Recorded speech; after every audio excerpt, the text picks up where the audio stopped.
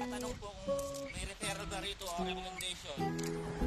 Dito po sa Canada, pwede po kaming mag-refer. Pero pagdating po sa Pilipinas, siguro yung marirekomenda po namin kayo, mga 20% lang po yung parang kapangyarihan, ganun. Halos 80% kayo nang bala sa trade test at saka sa interview. So most of the time po, nakasalalay po sa inyo yung interview at saka trade test. Nakasalalay po sa inyo kung papasa kayo o hindi. Sa mga bago pa lang po sa page ko, ako nga po pala si Kadiskarting Butcher.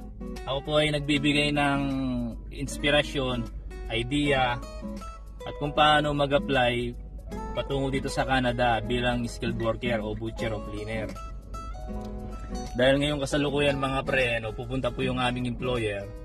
Kaya kahit papano ay nag-iikayat ako upang sa ganun yung mga kapwa kong butcher na hindi pa nakakaalam na meron palang company ganito na nagbibigay ng free Lamia, agency na walang babayaran, no placement fee, no deduction fee, ay marami na pong mga Pilipinong nakarating rito na katulad ko no. Sa totoo lang po, kahit wala po kayong referral o recommendation, basta sapat po ang inyong karanasan o experience, ay makakalis po kayo dito sa papunta dito sa Canada. Dahil nga po Sabado ngayon ay may overtime po kami, may pasok po kami ngayong Sabado. Syempre, pagka ganyang Sabado po, the more na trabaho, the more dollars po yan. Siguro, mga sasawarin po namin ngayon ay mga nasa mga 1,750 po no? Kasi nakaraan po ay holiday, bayad po yun.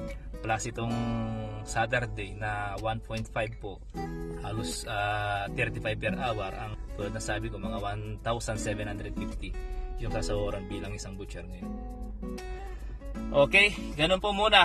Kung may katanungan po kayo, mag-comment lang po kayo dyan sa comment section. At pagka meron po akong extra oras, sasagutin ko po yan. Bye!